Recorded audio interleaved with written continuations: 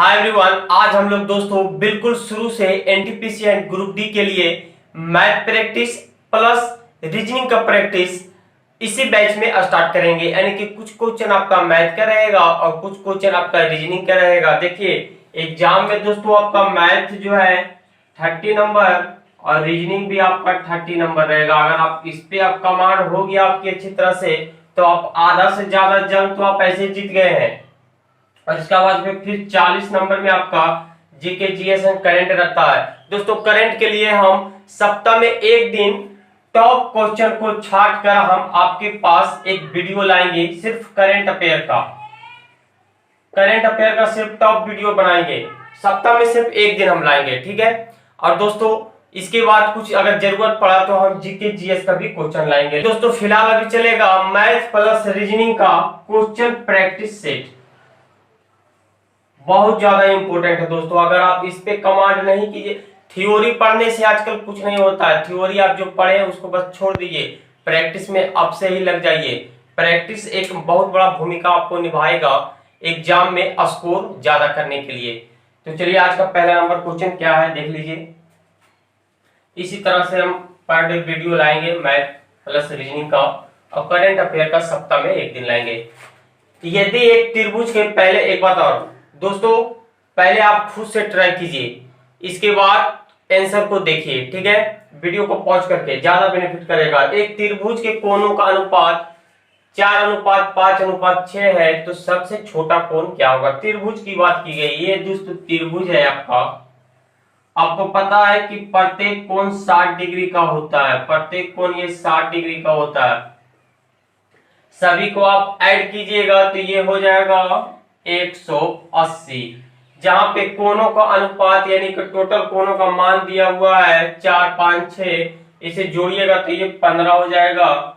और सबसे छोटी कोण की बात पूछ रहा। हम हमेशा बोलते हैं कि जो पूछेगा उससे हम गुना कर देंगे। यानी कि छोटी कोण पूछा तो हम इसे गुना कर देंगे। सबसे छोटी कोण आपको 4 दिख रहा है, जिससे 4 से गुना कीजिए, ये हो जाएगा 6×3 = 18, ये 5, ये हो जाएगा 12, तो 12×4 = 48 आपका फाइनल आंसर हो जाएगा।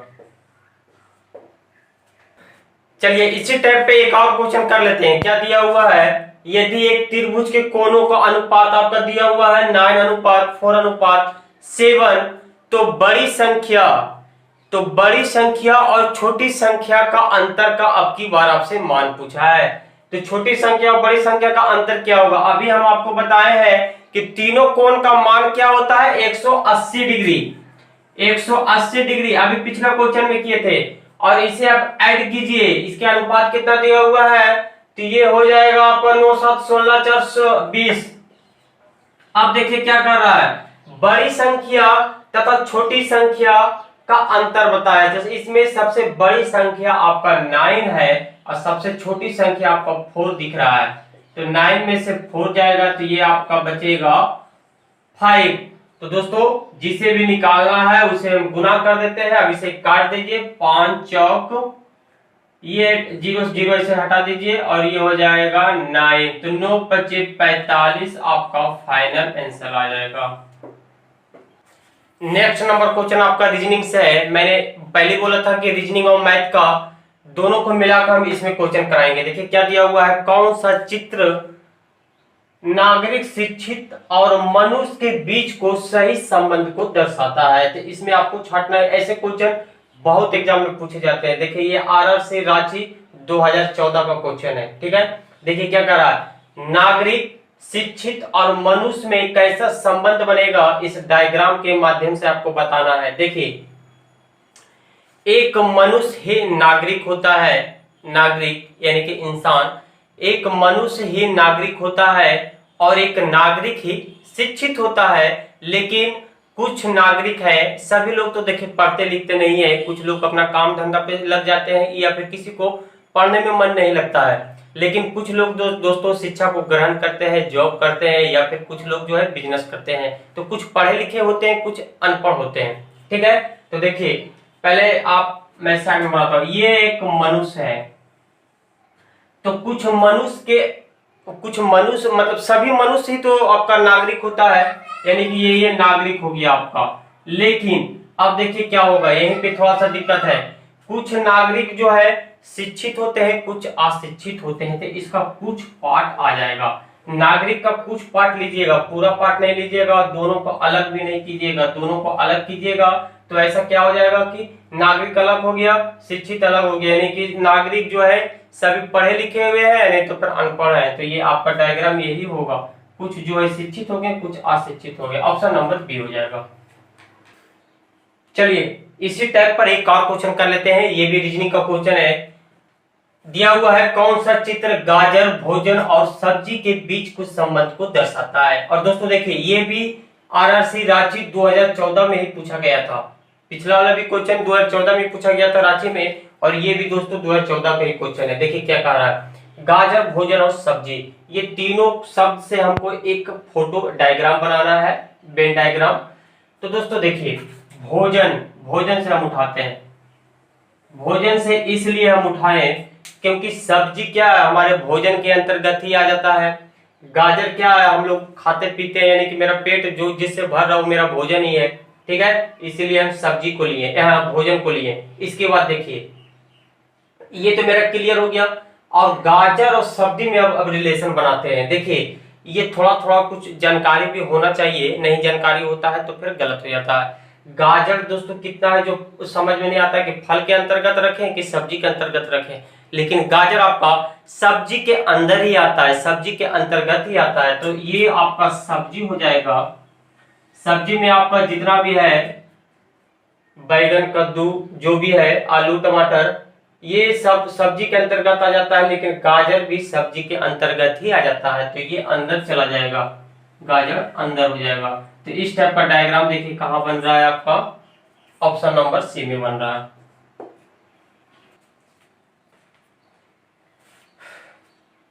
चलिए अगला नंबर क्वेश्चन आपका मिल्क एंड वाटर से रिलेटेड क्वेश्चन है। दिया हुआ है एक 60 लीटर के मिश्रण में दूध और पानी का अनुपात 3:1 है, 3:1 है।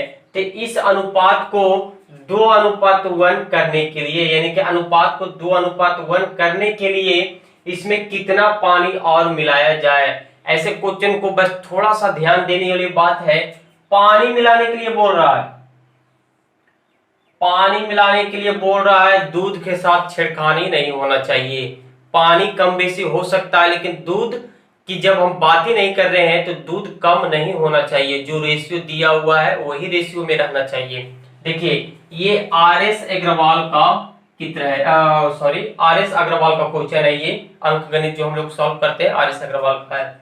देखिए चलिए इसको पहले हम लोग मिल्क एंड वाटर का रेशियो 3:1 है, इसके बाद ये 2:1 करना चाह रहा। तो देखिए कितना पानी और मिलाया जाए, जब पानी मिलाने की जब बात कर रहे हैं तो पानी कम बेसी हो जाए उससे में कोई मतलब नहीं, लेकिन दूध कम बेसी नहीं होना चाहिए, क्योंकि दूध से हम छेड़खानी नहीं कर रहे हैं। तो दोस्तों देख रहे हैं दूध मेरा कम रहा है 1 लीटर, इसे मतलब इक्वल करना है, समान रहना चाहिए तभी आंसर आएगा। तो इसे समान करने के लिए आप 2 से ऊपर गुना कीजिए और नीचे 3 से गुना कीजिए। रेशियो का नियम है, जब गुना कीजिएगा तो सभी संख्या में गुना होगा। इसके बाद देखिए क्या होगा, गुना करने के बाद में हम इधर लिख देते हैं, नया रेशियो आपका बन जाएगा। नया रेशियो यहाँ पे निकल के आ गया मिल्क एंड वाटर का 6:2 और 6:3। अब दोस्तों देख रहे हैं आप मेरा मिल्क बराबर हो गया है, वाटर कम बेसी हो रहा है, उससे कोई दिक्कत नहीं। अब टोटल मिश्रण कितना दिया हुआ है 60, टोटल मिश्रण 60 दिया हुआ है, तो टोटल मिश्रण यहाँ को जोड़िए तो 6 और 2 8, ऊपर वाला को जोड़िएगा तो 8 हो जाएगा। ठीक है, अब क्या पूछा गया आपसे क्वेश्चन में, कितना पानी और मिलाया जाए। तो देख रहे हैं कितना पानी मिलाया जाए, तो यानी कि 2 और 3 को आप घटा दीजिए तो 1, यानी कि 1 लीटर को मिलाने की बात कही जा रही है यहाँ पे क्वेश्चन के अनुसार। 2 और 3 है तो कितना पानी और मिलाया जाए, यानी कि 1 लीटर और मिलाया जाए, तो ये 1 मीटर यहाँ जो बोलेगा वो गुना हो जाएगा। तो इसे आप सॉल्व कर लीजिए। इसे सॉल्व करने के बाद आपका आएगा ये हो जाएगा 4, ये हो जाएगा 15, ये 2, यानी कि 7:5 आएगा, 7.5 आएगा आपका आंसर। ठीक है 7.5। इसी टाइप का एक क्वेश्चन आप करेंगे दोस्तों। देखिए क्या कह रहा है, इसे आप पहले खुद से ट्राई कीजिएगा। एक 30 लीटर के मिश्रण में दूध और पानी का अनुपात 3:2 है, तो इस अनुपात को 5:1 करने के लिए इसमें कितना पानी और मिलाया जाए। यहाँ पर भी आपका पानी का बात की गई है, तो दूध से हम लोग छिड़कानी नहीं करेंगे, तो ये पानी की बात की गई है। तो ये रेशियो क्या दिया हुआ है, मिल्क एंड वाटर का 3:2 और फिर ये है 5:1। देखिए ये रेशियो मिल्क का फिर यहाँ गड़बड़ हो रहा है, तो इसे इक्वल करना पड़ेगा। तो इक्वल करने के लिए ऊपर 5 से गुना कीजिए, नीचे 3 से गुना कीजिए, तो हमारा नया रेशियो निकल के आएगा 15:10 और नीचे हो जाएगा 15:3। अब हमारा दोस्तों मिल्क इक्वल हो गया है, यहाँ भी 15 लीटर, यहाँ भी 15 लीटर, लेकिन ये हो गया वाटर आपका 10 में से 3 जाएगा तो 7, यानी कि 7 लीटर पानी मिलाया जा रहा है। इस क्वेश्चन को सॉल्व कीजिएगा। टोटल मिश्रण दिया हुआ है 30 लीटर और यहाँ पे आपका मिश्रण हो गया